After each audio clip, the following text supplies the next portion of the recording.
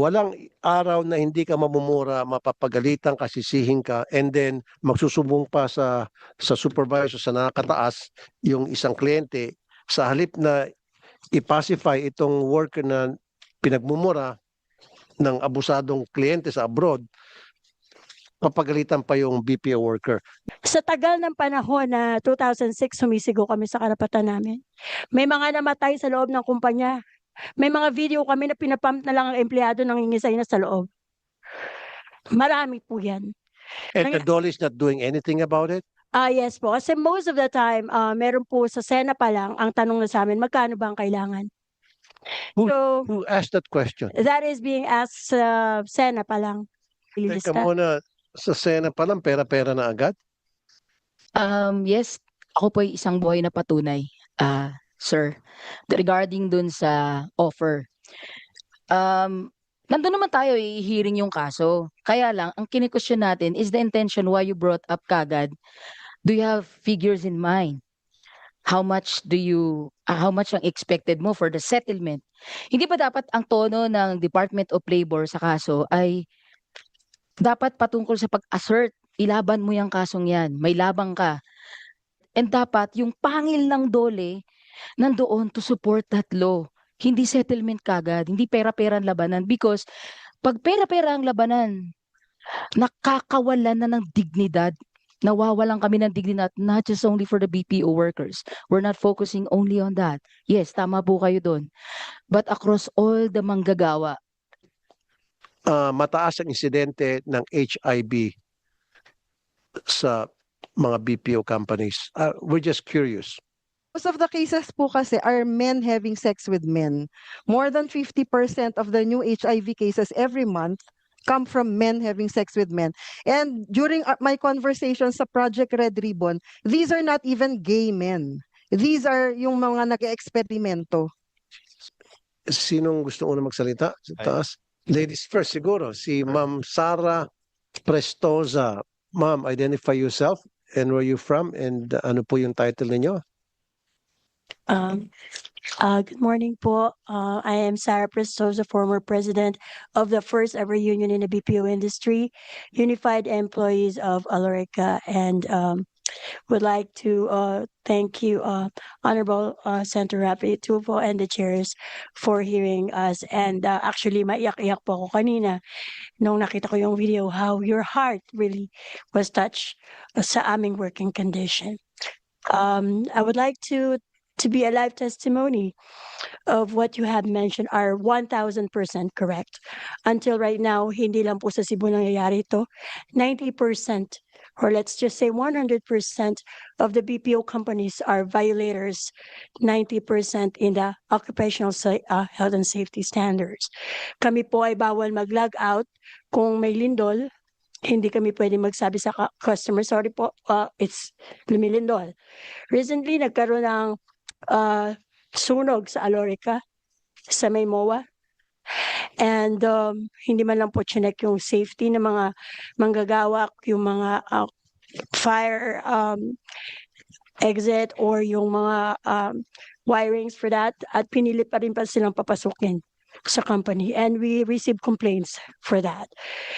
And also, yes, it's true na may mga ocular visits sometimes, but we still have to request sa Department of Labor to check the violations. As me, live testimonial again, when I was a junior president still, pumupunta po ang DOLE and nagtatago po ang management. For example, kasi po ang Alorica before Samoa was, they purchased the West Contact Services Company, which is one of the call center. Nung malaman po nila nagtayo kami ng union, they actually hide na hindi daw po nila kami pinurchased. Pero they changed our company to Alorica. And yung mga union officers are being terminated and busted under Alorica name. So it is a very true lahat po ng mga nasabi niyo sa video, and we really would like to appreciate you for that. If there are other more questions, we have our colleagues from the BPO Industry Networks to provide all data for this. Thank you. Okay, and yeah, let's hear from Christina Is it Christina Asis? Or, yeah, okay. Miss Mylene, Good morning, Mr. Chair. good Sorry. morning, ma'am.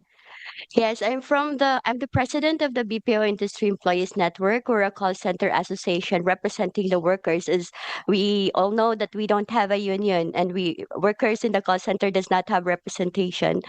So as a labor association, we document violations, especially in health and safety of several companies.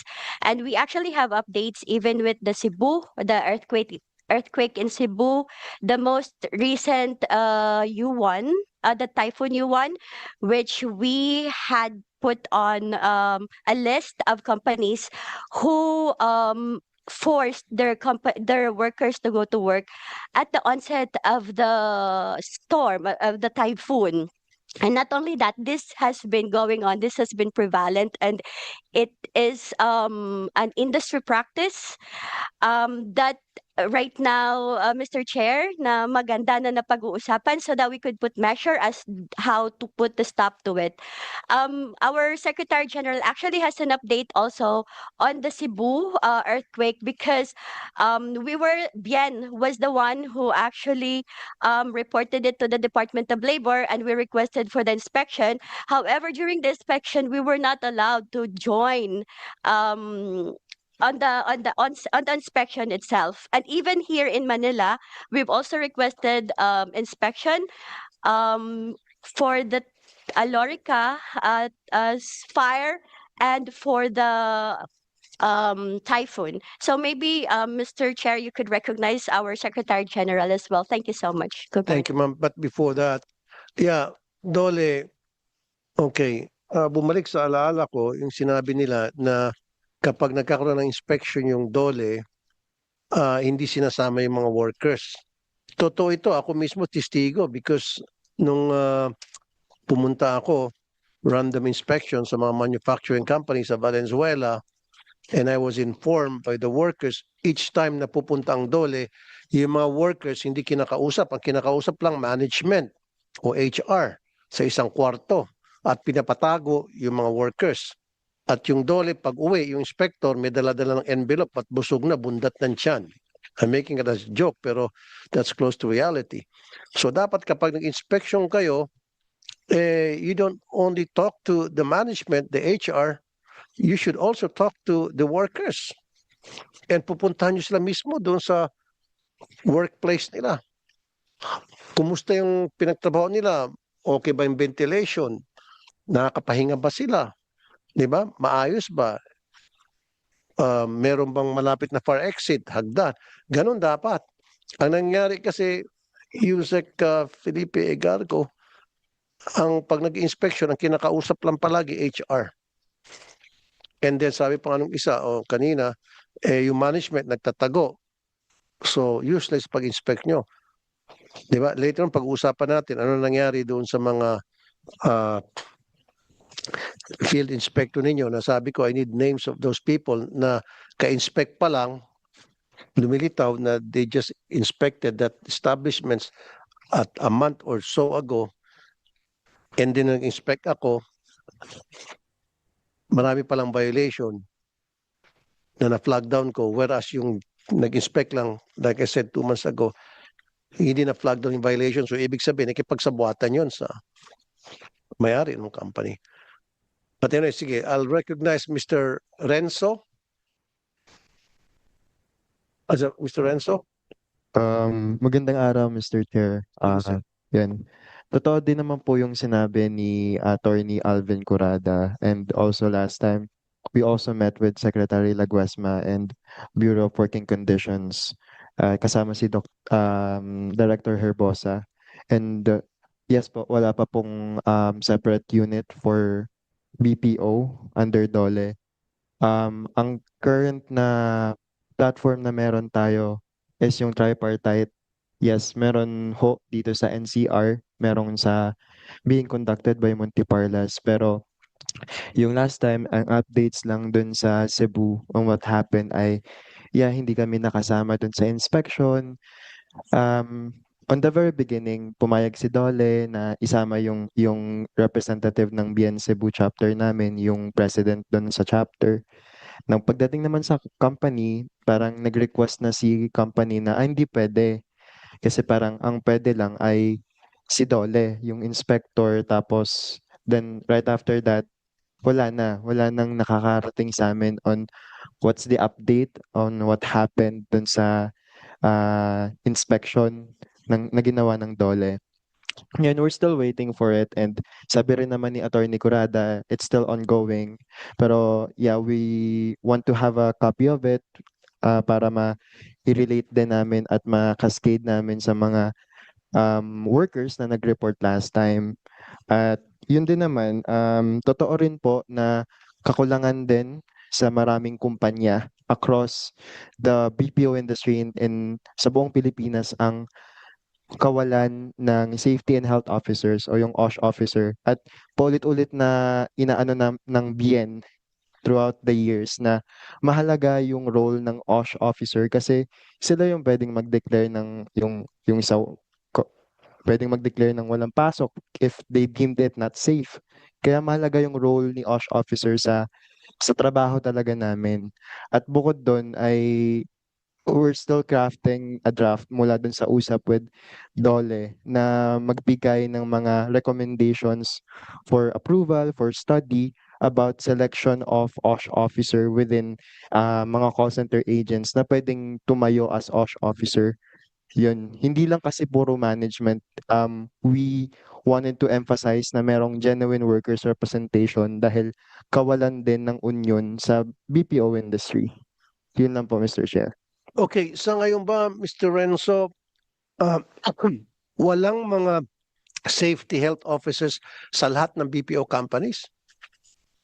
Meron po, meron po na may ire-report yung last time sa tripartite meeting, meron naman daw pong OSH officer pero nung tatanong namin ay management ho yung nakaupo.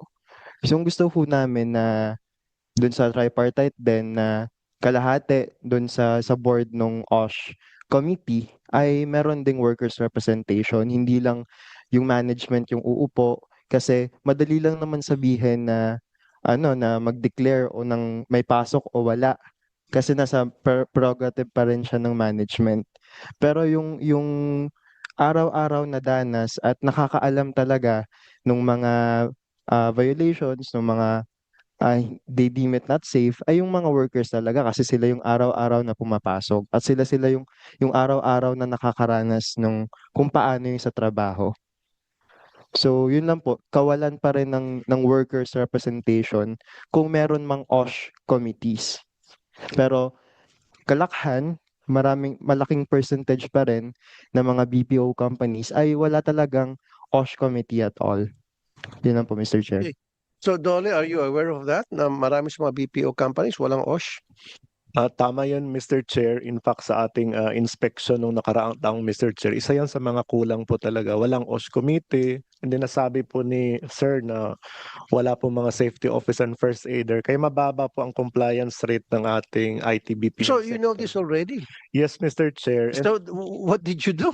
opo, Kung nalaman nyo na meron na, ganito na pala, may mga violations na itong ibang BPO companies. Yes, Mr. Chair. During inspection po, nakita po yun. Kaya again, during the remediation period sa ating rules, sila po ay pinipwersa na magkaroon ng safety officer.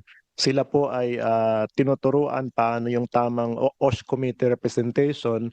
Yung ating pong department order, meron na po talagang built-in na dapat merong workers rep. Pero sinasabi po ng BIEN na yung rules kasi sinasabi na workers rep, pero ang sinasabi po ng BIEN, nung huli po namin pag-uusap, magbibigay po sila ng proposal sa amin, paano talaga mapipili yung responsible na workers rep. Kasi sa perception po nila, yung workers rep ay pro-management. So naghintay din po kami ng proposal nila, Miss Mylene, sir, para po sa enhancement po ng ating rules. But merong workers representative, hindi palagi sa company. Kasi kung sa company, sila mismo gagawa ng kanilang patakaran na to the detrimental sa welfare ng mga workers nila. Siyempre, gusto nila yung side lang nila palagi mapakinggan. Saka isa pa, meron tinatawag na union busting na nagaganap ngayon sa BPO, hindi na pinapayagan. Oh, mali yan, Dole. Yeah, go ahead, Miss Christina. Sis. Magandang umaga po sa inyo pong lahat, and Sir Rafi, thank you for acknowledging my voice to answer that. But before po ako bumalik before ko po sagutin yung tanong niyo, sir, about the union busting for self-organization, let me go back lang po quickly dun sa OSH. Sana po sa ating OSH representative ay hindi lang po natin tignan yung mga visible sa ating mga mata like sunog, lindol, typhoon. But we are hoping from the BPO that you also take a look with our HMO if it's still comprehensive.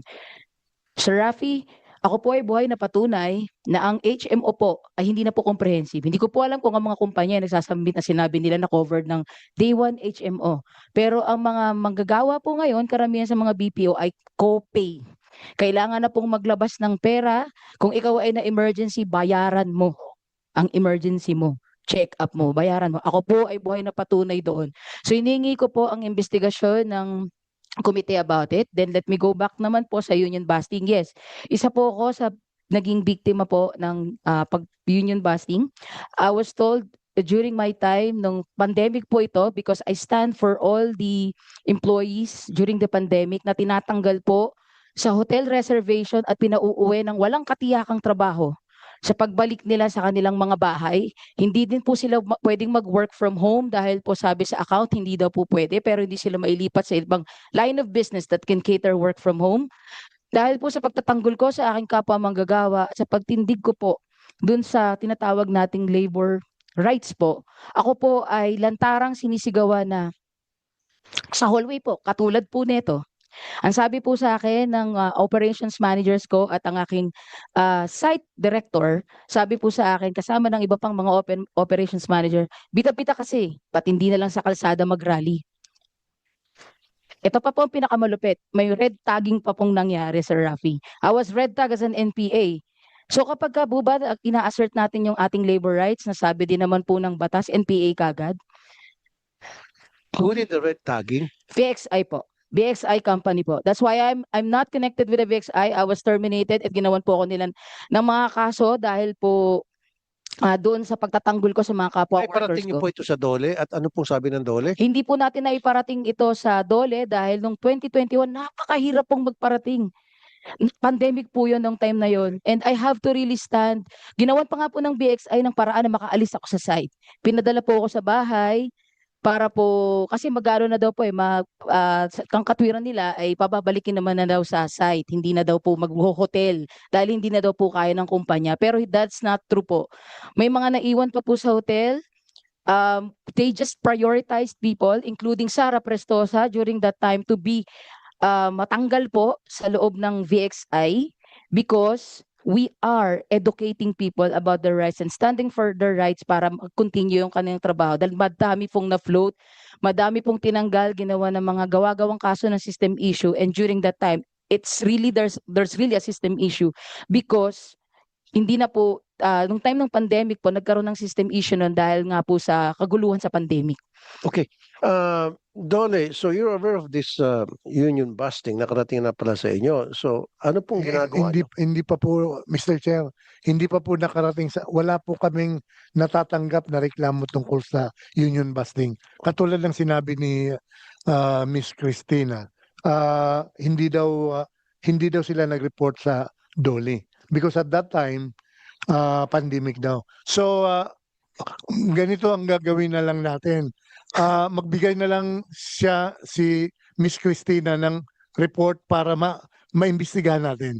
At tinitiyak namin na lahat ng investigasyon namin ay fair at bibigyan kayo namin ng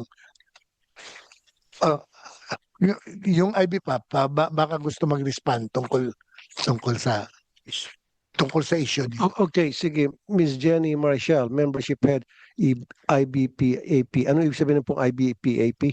We represent the IT-BPM industry, Senator. It stands for IT and Business Process Association of the Philippines. So we represent over 300 of the biggest IT-BPM companies in the Philippines po, yung mga investors natin. So just to address some of the statements made earlier ng ating mga kasama dito, no? Actually, nung nag-inspect po sa Cebu, many of the companies were found to have OSH violations, pero karamihan po doon, yung mga violations, yung kawalan ng, or kakulangan ng hinahire na full-time doctors and nurses. Kasi po, in the OSH law, under Department Order 252, merong mandated na number of full-time physicians and nurses na kailangan i-hire for the companies as part of the OSH OSH compliance. Ang problema po, ang BPO companies kasi malalaki talaga. Like meron kaming member doon, Teleperformance.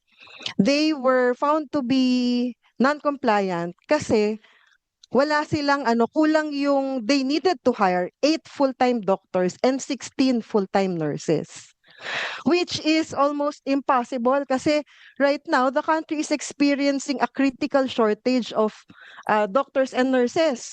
At saka anong gagawin nung we've been in continuous discussions po with DOLE. Kasi it's really very difficult, very challenging tong specific provision na to in the department order. Mag-hire ka ng 8 full-time doctors and 16 full-time nurses for a clinic that you're required to maintain 16 beds. Ang sinasabi po namin, we are now employing technology. Meron tayong mga healthcare apps na ginagamit. Pag may sakit ang empleyado, hindi naman siya pinapastay sa office. Pinapadala siya agad sa hospital for further diagnosis or pinapauwi. So anong gagawin ng mga doctors and nurses doon? Pero ang dahilan po ng DOLE sa amin, kasi daw nasa Oslo. So hindi pwedeng baguhin yung department order. Tsaka po to address yung ibang statement na ginawa ng ating kasama kanina, yung pong nag-inspect ang DOLE, sinabi naman po sa amin ng mga members namin, they were picking yung DOLE inspection team, they were picking random employees along the way habang naglalakad, nagtatanong. So hindi po totoong walang itinago yung mga empleyado. Meron po talagang mga tinanong and actually nag-react agad yung DOLE, although sinasabi ni Secretary Laguesma during our meeting na hindi naman registered labor group yung BIEN sa DOLE. Although pinakinggan pa rin ng DOLE, nag-react sila dun sa ingay on social media kasi nga it's trial by publicity. So nag-inspect, maraming in-inspect among the 100 identified BPOs nung inilabas nila sa social media. Maraming in-inspect. And sinasabi sa amin nung mga BPOs, they were picking random employees while the inspections were being conducted. So hindi totoong walang empleyadong tinanong. And then afterwards, they were found to be fully compliant, nag-issue ng certificate of compliance. Ang masakit po doon, wala namang in-issue ang DOLE na statement man lang saying, we have inspected the identified companies and we found them to be fully compliant. So, yung mga global leaders po, actually, I want to question yung intent nung publicity yon na generate ng social media kasi po itong mga post na ganito na nagte-trending, na-alarm po yung ating mga global, yung mga foreign investors natin. Nakarating po yung post na yon sa US where 70% of our clients come from. Na-alarm po yung mga CEO ng mga kliyente at sinasabing, bakit ganyan sa Pilipinas? So we're very worried kasi pwedeng mag-pull out anytime yun eh. Actually, some of the companies nagda-downsize kasi there's also this bills being pending sa US Congress, 'di ba? Yung Keep Call Centers in America tsaka yung HIRE Act. they're trying to Ma'am, let me interrupt kasi mahaba na po sinasabi nyo.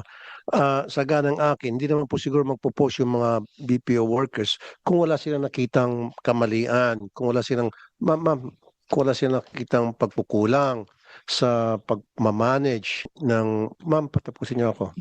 Kanina ka pa mahaba, pinagbigyan kita.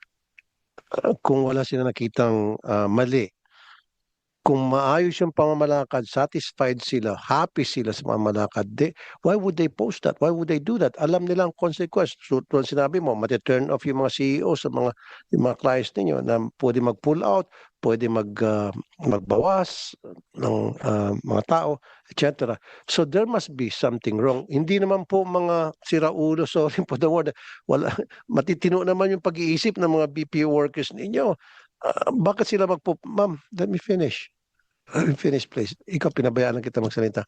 Hindi naman magpo-post sila kung happy sila sa pamamalakad ng company ninyo. Now, let me ask you this. Ano ba yung practice ng mga BPOs naman sa ibang bansa? Do you know? Actually po, very small ang population ng BPO sa ibang bansa, lalo na sa Amerika. Regardless, small or big, their practice. Actually, how sa is it? ibang bansa po, walang, like yung sinasabing floating, wala pong mga ganong notice. You will be handed a pink slip agad and you're terminated on the spot. Walang 30 days. Pero meron silang mga HMO, tama? Meron po. Meron Okay, dito may HMO nga tayo, pero meron naman daw copay. Di ba? Baka po sa maliliit na BPOs or sa ibang BPOs kasi po as you know, because of the create law, yung mga VAT na ipinapataw sa BPOs, sobrang mahal na po ang HMO ngayon. So for specific laboratory exams, for specific health concerns, I would like to meron acknowledge, excuse talagang me, I would like to acknowledge the nagko-copay. presence of Senator JV Ejercito. Thank you for coming, Senator JV. So, ma'am, regardless kung maliit yung company na sinasabi mo sa US o malaki, dapat pare-pareho yung practice na ginagawa nila para sa kapakanan ng mga workers. Yun nga tulad niya sa HMO, comprehensive coverage dapat. Hindi naman pala comprehensive coverage yung dito sa atin. May mga companies pala, meron pang copay, may kailangan pang bayaran. Diba? So dapat standard yon, Dole, make sure na kapag nagbigay sila ng HMO coverage sa lahat ng BPO, whether maliit o malaki, BPO dito sa Pilipinas, kailangan full coverage, comprehensive, hindi na kailangan pa magkaroon pa ng copay. Yun yung isa sa mga sinasabi kanina ng mga nagsalita from the worker side. Actually, Senator, kasi po, wala naman sa batas. Hindi naman requirement sa batas. Kaya nga doon sa batas, pwede natin i-amend. Sabi mo 16 na doctors, nurses, kailangan 8 at may point ka naman doon. I do agree with you na kapag merong emergency, bigyan ng first aid, agad-agad, ilipat mo sa ospital yon. So you don't need 16 beds or 16 physicians. Pero at least meron a certain number of physicians that will cover a certain number of employees na on duty at any given time na in case of emergency, mabigyan sila ng first aid and then kung kailangan, dalhin sa ospital. Pero kailangan meron talagang presence ng mga doctors and nurses. So from what I've heard, mukhang wala ata. May mga companies na meron, may mga companies na wala, na hindi nagko-comply. Compliance is what we're talking about here. Yun yung sinasabi ko sa Dole. Kasi meron mga compliant, merong hindi. Yun. Diba? Okay? Now, sino si Mr. Carlos Da Silva? Gusto magsalita? Yes, magandang araw po. And you're from what, sir? Yes. A while ago, it was mentioned by the lady that there are HMO coverages secured by their BPO employers. Pero bago yan, sir. Sorry. Senator JV, do you have an opening statement? Thank you, Mr. Chair. Anyway, I'm still just listening. I'll just butt in later, no? I'll just listen first. Go ahead, Mr. Silva. Sorry for the interruption. Okay. When a BPO, an employer, gets an HMO coverage for their employees, it is normally a corporate account. And the inclusions and exclusions of the plan are dictated by the employers. Okay. So if what they bought does not include perhaps outpatient or emergency care or whatever, then it is indicated in the service agreement of that particular BPO. For the HMOs, we would like to provide a comprehensive coverage, inpatient, outpatient, latest modalities of treatment, etc., etc. However, it is dictated by the corporate account to the HMO. So there's nothing we can do if that is what they purchased. You tell the corporate account that they should purchase full coverage for their members, for the employees. Like for example, there should be an annual, kung ang tatanungin, dapat twice a year checkup, executive checkup for the employees. An HMO has a comprehensive package. However, Kaya nga po sir, ikaw na mismo nagsabi, depende doon sa corporate account. So sabihin niyo po doon sa main client ninyo, sa corporate account, na bumili sila ng HMO na talagang full comprehensive coverage na wala ng copay para sa mga empleyado. Ikaw mismo nagsabi, yes, we can do that. Ipapurchase na coverage. O, bigyan nyo ng full coverage. We could do that. However, you. as a Thank you. client, ultimately they make the decision. We Yes, can they do make the that. decision, but you can always tell them. We have always done that. We submit at terms of reference, a complete account, and then it is the client that will decide on what coverage inclusions there will be, because that is going to be that is going to be the basis of the membership fees that they're going to pay. Okay, Dole, pwede ba kayo rito? Makialap na iobliga mo, maglabas kayo ng memorandum na lahat ng BPO, HMO, dapat full coverage yung HMO na kukunin nila at wala ng copay. Mr. Chair, Kasi pag meron tayong ganong memorandum, ibigay nyo sa kanila dito and then sila ibibigay sa corporate office. Mr. Chair, actually wala sa rules yan. Pero ina-appreciate namin yung suggestion mo. Kasi ang inaano lang namin sa mga BPOs, yung kanilang capacity to extend HMO to their employers, to their employees. Ngayon, hindi naman natin pwedeng mapilit kung policy kasi ng BPO yun ng individual BPO. Pero we will subscribe to your proposal. In a way, parang sinasuggest ninyo na ito yung suggestion ng DOLE na dapat pagkunan ng HMO ang mga BPO workers full coverage.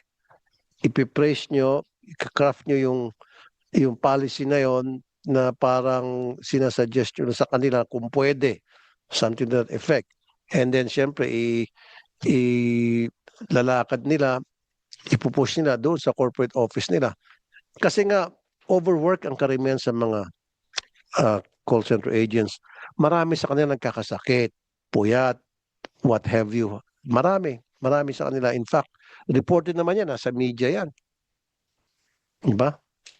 And yet, we consider them as hero kung tutusin. Sabi ko na nga ito halos magkaparehas na yung remittance na dinadala ng mga OFWs natin dito. Tapos yung income ng mga BPO workers natin, halos magkaparehas na. That's why we have to take good care of them. Diba? Is this how we take good care of people that we consider as heroes to our economy?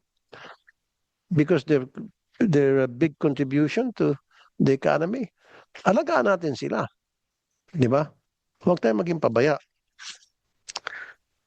Ang gusto ko rin sana, doon ba sa HMO nyo, doon sa mga BPO workers, kasama ba doon yung annual executive check-up?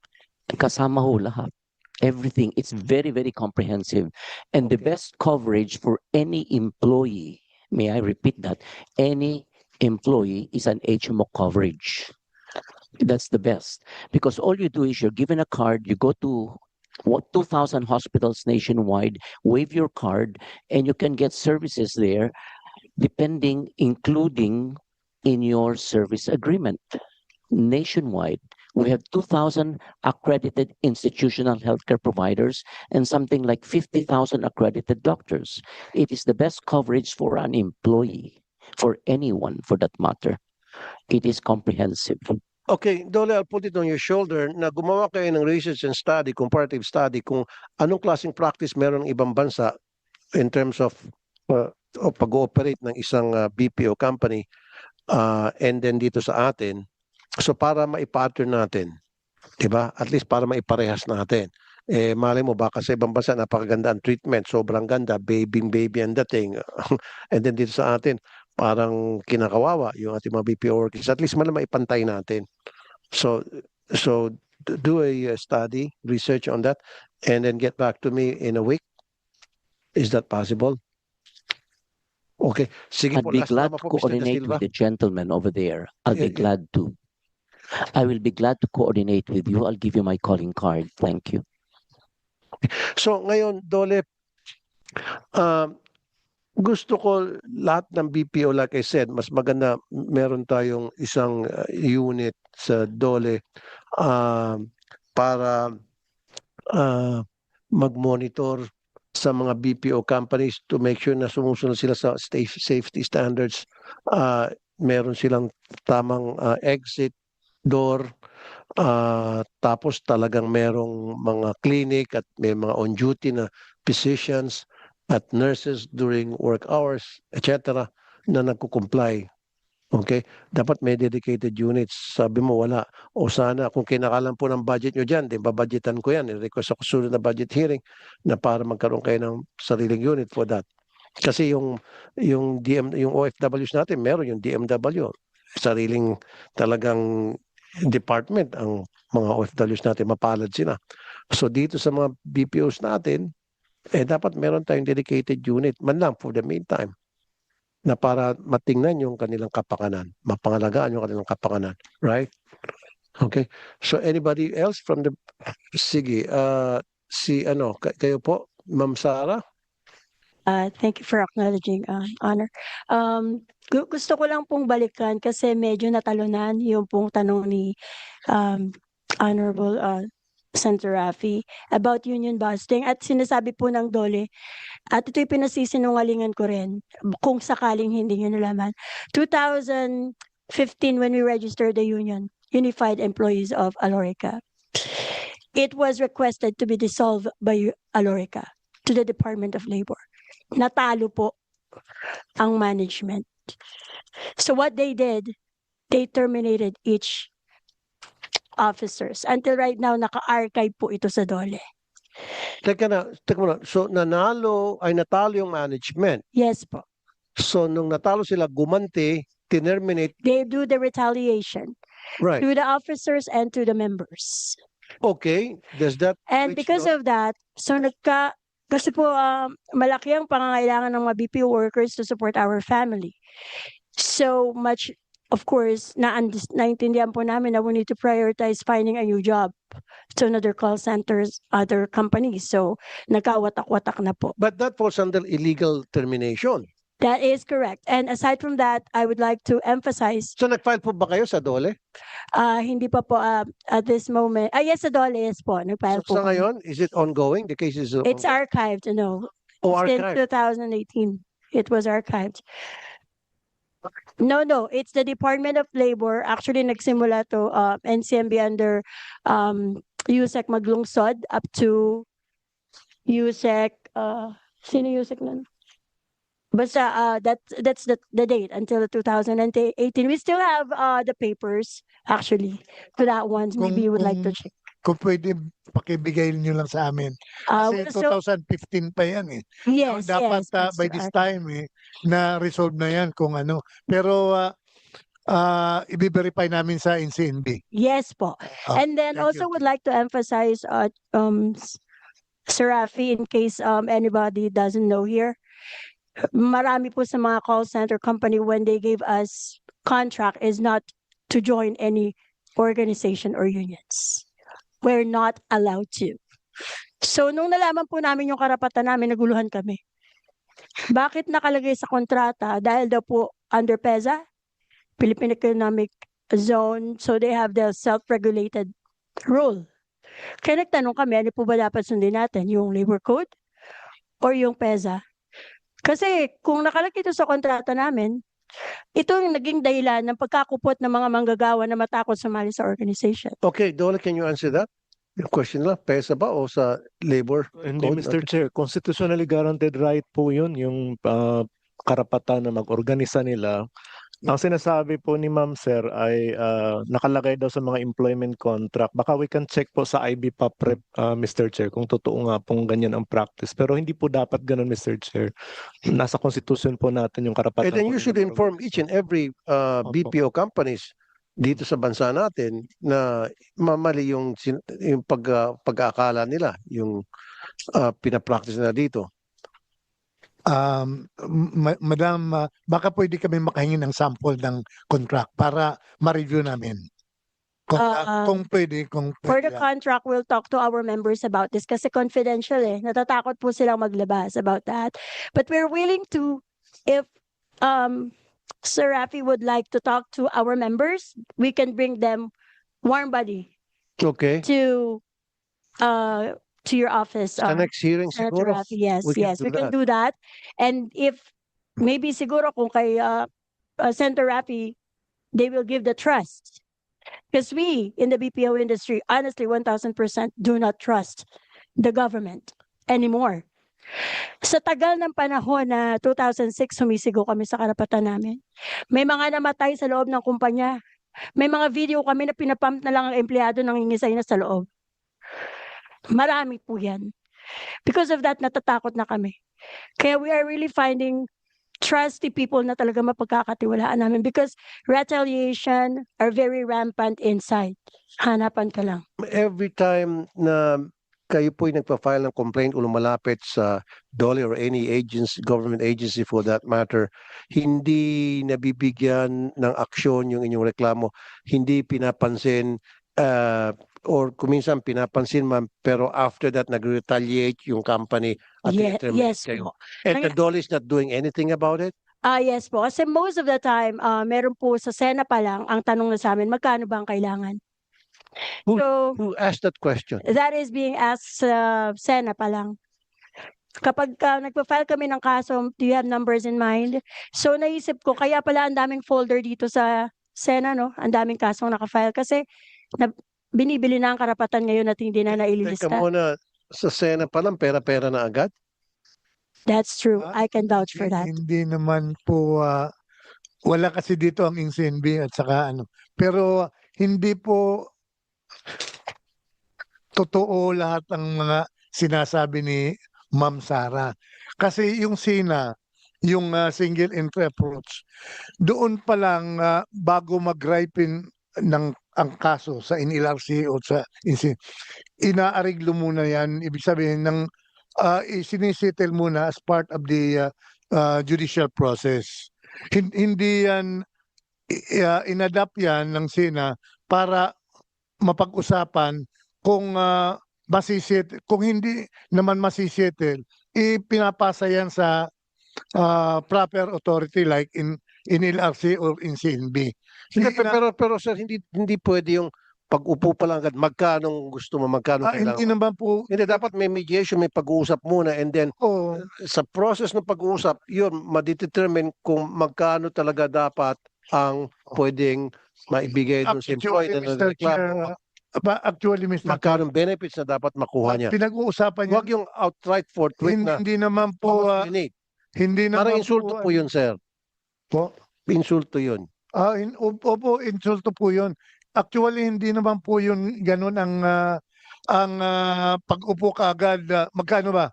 Hindi ganun. Pinag-uusapan as part of the process po yun. Correct. Dinidetermine muna. Dinidetermine muna. Tama po yung kung sabi magkano ninyo. benefits, yung kailangan. Yun po muna ang sinasabi. Magkano yung kulang. So, sinusukat mo na yan at meron pagbabasihan yung amount na at the end of the day, mapag-usapan na para maibigay doon sa complainant. Yes. Hindi yung pag-upo right there and then, how much do you need? Hindi naman po ganun na hindi naman po ganun ang otherwise hindi lang BPO ang sinisina eh. Lahat po ng mga kaso tungkol sa NLRC at saka INCIN. At kung kayo ang BPO lang ang sinasabihan na magkano kaagad, hindi po yun. Kasi yung ibang mga kaso, hindi naman ganun ang nangyayari. Bakit PPO lang ang Okay po. sinisingle out? Gusto ko pong sagutin, Yusek, no? Sabi nga po ni Sir Rafi, hindi naman po kami mga siraulo para i-fronta yung face namin here. 100% I can vouch for that. And aside from that, may biktima rin kami. Ito po ang aming Vice President from Bridgetown of Bien. Siya po, I would like him to testify about this kasi siya ay biktima nito. Go ahead, sir. Hi, Ay, salamat. ma'am, sorry, ma'am. It's okay po. Yes, ako po ay isang buhay na patunay, sir. Regarding dun sa offer. Nandun naman tayo i-hearing yung kaso. Kaya lang, ang kini-question natin is the intention why you brought up kagad. Do you have figures in mind? How much ang expected mo for the settlement? Hindi ba dapat ang tono ng Department of Labor sa kaso ay dapat patungkol sa pag-assert, ilaban mo yung kasong yan, may labang ka. The reason why I filed po kasi, it's because of being floated for 6 months without pay. So inilaban ko po yun, nag-file po ako ng kaso sa Sena. I personally experienced the process and I was surprised na ganito pala agad ang inisyatibo ng ano. So sir, if you want to talk to me, who's the secretary of that lawyer? Who told me that? It's Attorney Anatalio? Anatalio? Something like that. That's his secretary. So, syempre, kung paano magsalita ang secretary, tanungin mo paano siya i-handle ng abogado. Diba? Kasi, syempre, nagre-reflect yan eh. So, hindi nakaka-proud na mag-settle tayo lagi sa pera kasi the labor law is there for us to assert. And dapat, yung pangil ng DOLE, nandoon to support that law. Hindi settlement kagad, hindi pera-pera ang labanan because pag pera-pera ang labanan, nakakawalan na ng dignidad. Nawawalan kami ng dignidad not just only for the BPO workers. We're not focusing only on that. Yes, tama po kayo doon. But across all the manggagawa, the DOLE should put dignity with the law that is created, not about settlement of money. I agree with you. Kasi Dole, hindi lang mo po pera. Titingnan din natin yung reason ba't nag-complaint yung isang manggagawa. And so, meron pagkakamali yung employer. So, kung ano yung pagkakamali ng employer, titingnan nyo para pagdating ng panahon, hindi na maulit yung pagkakamaling yon para makagawa kayo ng polisiya to ensure na it will not be repeated anymore, not only from that employer na being complained, but also sa iba pang mga employers. Yun eh. So titingnan nyo the big picture, hindi yung kayo nakafocus agad. Kaya pumunta rito dahil pera. Dapat wag ganon. Dapat tingnan nyo the big picture na kaya nagreklamo to, merong bad practice na ginagawa ng mga employer na dapat tapusin natin, gawa natin ng paraan sa pamagitan ng pag-come up with policy. Okay? Now, bago tayo magtapos sa BPO kasi meron pa tayo sa mga construction workers. Ito pa isa sa mga reklamo, Dole, yung 5 minutes lang daw ang break sa CR, bio-CR na inaalaw. Is it true sa mga BPO? 5 minutes? Kulang yung 5 minutes, lalo kung sa mga babae, syempre, matagal yon. Mga babae, 10 minutes pa kung minsan. Bakit 5 minutes na inaalaw? Dapat haba-habaan. Tama ba ito, Jenny Marshall? Inaalaw sa company ninyo? 5 minutes lang na bio break? Paano kung Actually, sandali, kalimbawa, nagbabawas ka or medyo na diarrhea, kailangan pumunta na 5 beses, di bawas sa oras mo yun, come on. Actually, Senator, yung pong members kasi namin, we are speaking for 300 plus BPO companies. So these are the biggest, no? As far as I know, 15 minutes po yung binibigay na break time sa kanila. Hindi. Pwera pa yung break time. Okay, sige, break time. Paano dumating yung time, nagamit yung break time niya, and then she needs to go to the bathroom para magbawas or whatever. So, ibibilang yun, ibabawas sa oras niya. Hindi dapat. Iba pa yung restroom break. As long as valid, yung pagpupunta sa restroom, hindi lang natutulog dun sa restroom. Yes po, that's the restroom break po. Yung Hindi Yung nga ma'am, line wala, bibigyan ka ng 15 minutes. Okay, 15 minutes, pwede siyang kumain, magmerienda, magyosi, whatever. Pero after that, biglang call of nature, kailangan niyang sagutin o mag-CR siya o magbawa siya. Dapat he or she be allowed to Bakit take time. po, Senator, kasi baka one-off lang yung experience niyang yon. Kasi as far as I know, hindi naman ganun ka-strict, no? Na as in 5 minutes or even less. So, Well, isa lang sa mga complaint. Now, another thing is yung sa, Dole, tingnan nyo yung illegal dismissal, very rampant daw nangyari sa mga BPO companies. Na halimbawa, nag-file ng sick leave yung isang worker. And then, pagbalik ng worker, terminated na. Na samantalang legit pa naman, meron pa siyang natitirang sick leave days. So, kumbaga power tripping lang ng supervisor, hindi gusto ng supervisor, yung taong nag-file ng sick leave, pinag-initan niya matagal na, tanggal ka na, gagawa niya ng para na matanggal. So, dapat meron kayong monitoring, kaya sabi ko, you should have a unit dedicated for monitoring these BPO companies para masiguro na napoproteksyon na natin yung kapakanan natin mga BPO workers. Like I said, paulit-ulit for the end time. Malaking ambag nila sa ekonomiya ng ating Pilipinas na ayoko naman na hindi sila napapangalagaan, sila yung nagbibigay ng maayos na kontribusyon sa bansa natin in terms of money. Merong gustong sabihin si Yes, Mr. Chair, tanungin ko na rin lang, no? Senator I'll take Jinggoy. advantage. Given the stressful nature of the BPO workers, how can yung companies strengthen mental health programs under the mandated occupational health framework? Pwede ba sumagot? Kasi Mr. Chair, kasi very, yung mental health is a clear and present danger right now. Na marami talagang ngayon nagsasuffer sa mental health.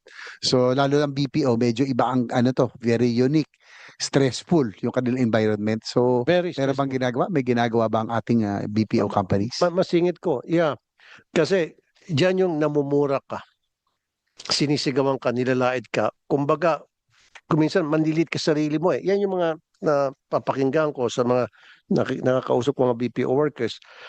Walang araw na hindi ka mamumura, mapapagalitan ka, sisihin ka, and then magsusumbong pa sa supervisor, sa nakakataas, yung isang kliyente, sa halip na i-pacify itong worker na pinagmumura ng abusadong kliyente sa abroad, papagalitan pa yung BPO worker. Yun ang sinasabi niya, malakas ang tama doon sa mental health.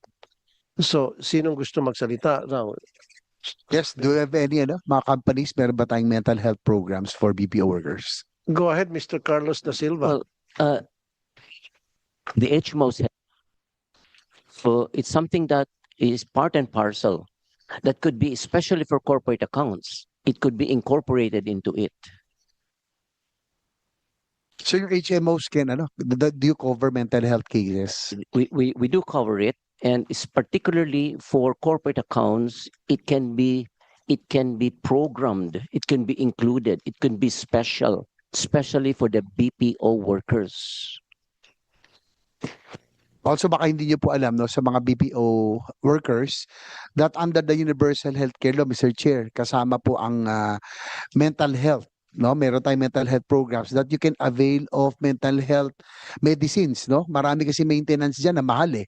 So baka lang hindi alam, yun ang problema sa atin, Mr. Chair, hindi alam na may program tayo sa mental health, sa DOH, under the mental health program, that they can avail of maintenance and the other mental health medicine. So yun lang, sayang And din that's kasi. free. That's free Yes, from DOH. Yeah. At least, PhilHealth covered din po, Mr. Chair.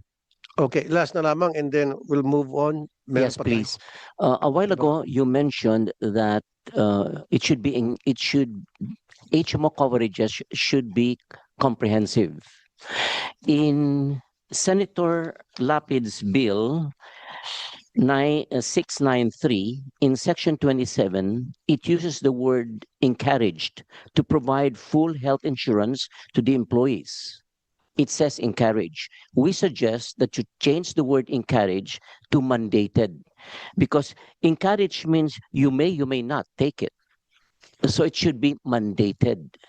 I'm going to come up with a position paper for all the bills that were given to me in due Yes. time.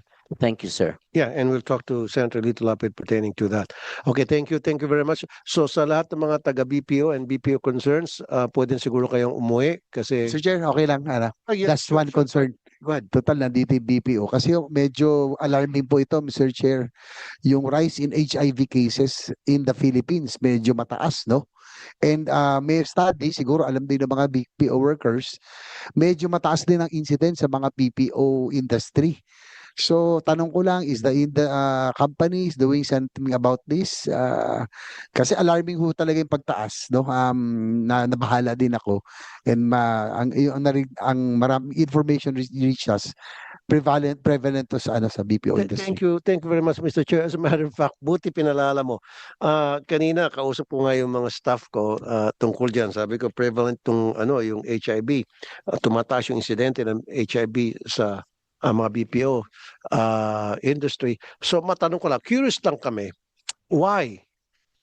And what is the BPO companies, the management is doing about it?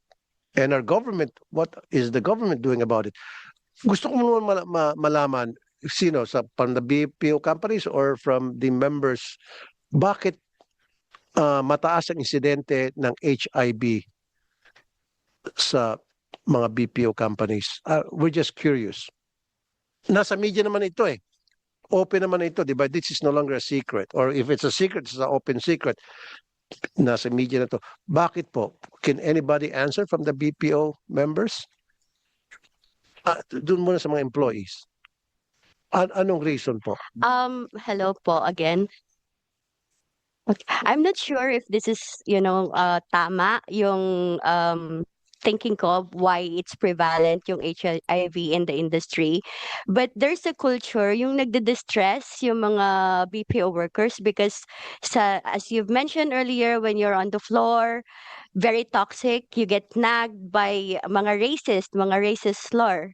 So what normally yung culture, lalabas si agent, mag-smoke. Kaya very it's actually health and safety, mag-smoke or kaya after shift magiinom or yung mga distress activities. So I can't hindi ko rin masabi for other genders, 'di ba? Pero it's not just HIV, it's mental health actually yung binabanggit nyo kanina na dahil Okay natin sa mental health. yeah. Yun lang muna sa HIV. Kasi marami ng mga news reports, news items na sinasabing prevalent nga talaga yung HIV incidence tumataas sa mga BPO companies. I'm sorry kasi news naman yan. Yes. Kaya nga curious lang kami, baka with inputs from you, then the government will come up with a system na para mapigilan yan o ma-address yan. So, manggagaling sa inyo, bakit nga po ma'am? Yeah, I think it's because of yung mga distress na activities na mga So BPO distress meaning pag workers. na-distress Because of sila, the culture ng do they do that while at work? after work. Usually after work. Yes, after work mag-iinom or mag-hang out and we can tell other activities na hindi na natin nakikita. Pero it happens. Okay. Also to add, Mr. Chair, sorry to butt Sige po. in. Napaka rin talaga, vulnerable ng anyone who's been working all their life during nighttime is very vulnerable sa kahit na anong sakit. Nakakapagpababa talaga nung resistensya mo. Immune At system. yeah, immune system yun. At working at night, parang nagbubukas talaga siya sa different na iba't ibang mga sakit talaga. At hindi lang talaga siya sa HIV. Though naging maluwag naman yung pagtanggap na ngayon ng mga Pilipino sa katotohanan na tumataas yung HIV cases natin. And it's not just within the BPO industry.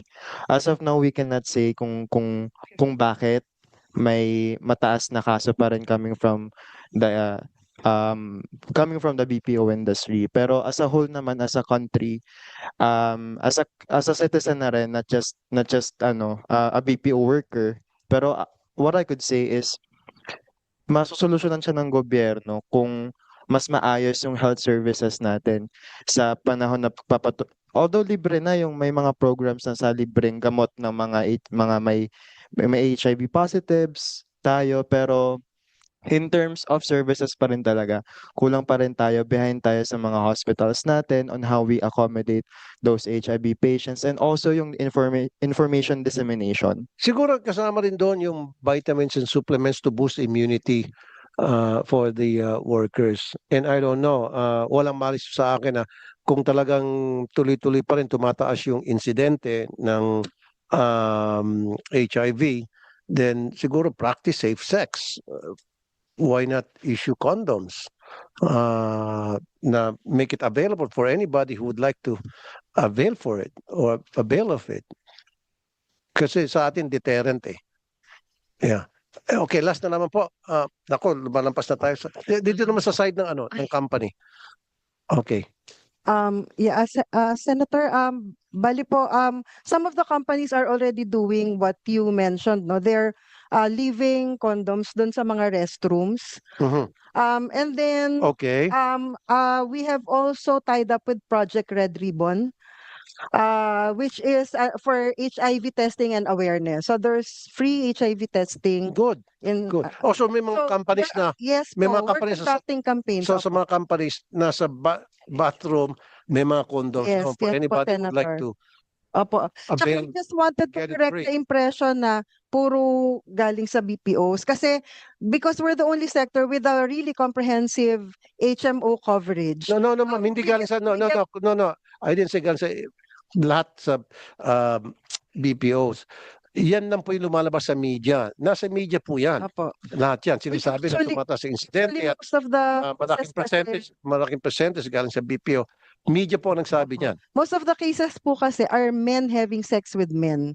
More than 50% of the new HIV cases every month come from men having sex with men. And during my conversation sa Project Red Ribbon, these are not even gay men. These are yung mga nag-eksperimento. Huh? So yun po. Opo. I was corrected kasi akala ko mga gay yung ganon. Pero sabi nila hindi, ito yung mga nagpa-party. So why? It has something to do with the job? I have no idea. Hindi po. Kasi actually, may mga, it's not even from the BPO. May nahuli po before kasi sa BGC, I think. It's a barkada, puro lalaki. They were having a party and it's men having sex with men. They're not even gay. So yun po. It's not just BPO. Okay, at least aware na yung companies at Yes po. aware We're doing ating campaigns gobyerno. for that. Okay, so Dole and sana nandito yung DOH and this has to be addressed. You have to come up with some policies. Siguro dahil sinasabi because of mental health, no? Yung Mental health process, no? Yung toxic kasi yung stressful. Yeah. Tanong lang, one question lang. Do you allow, siguro sa Dole, do you allow mental health and wellness leaves? Do we allow, Yes, Mr. Senator. And if I may, HMOs cover HIV Good. cases. Good. We Okay, cover. Mental health. And siguro samahan na rin yung sabi ko kanina, yung mga vitamins and supplements to boost the immune system of the workers. Siguro magbigay kayo, vitamin C, vitamin B, vitamin A, and those kind of vitamins. Wala ba sa ngayon sa mga BPO workers, walang binibigay na ganon? Go ahead po.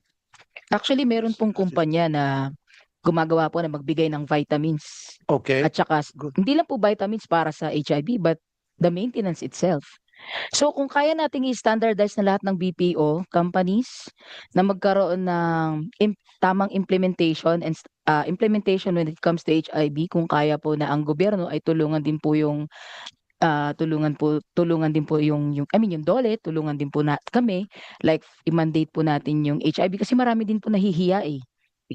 Kaya po din siguro dumadami kasi po hindi naman lahat gusto magpa-HIV test. So kung pwede po natin i-mandate 'yun para po lahat ay ma-prevent natin yung pagdami, hindi naman kasi ito sa BPO eh. Meron din po kasing iba. So yun po maganda i-mandate. At the same yun po, balik po ako doon sa medicine, ma-standardize din po yung sa BPO. Okay, sige. So siguro doon sa BPO, pwede kayo mag-submit later on pa sa inyong position papers and then sa susunod na hearing we'll call on you again to attend hanggang sa magkaroon tayo ng TWG. So you guys are dismissed. So, pag-uusapan naman natin yung side ng mga construction workers. Okay? Thank you very much, ladies and gentlemen, for coming dun sa BPO side.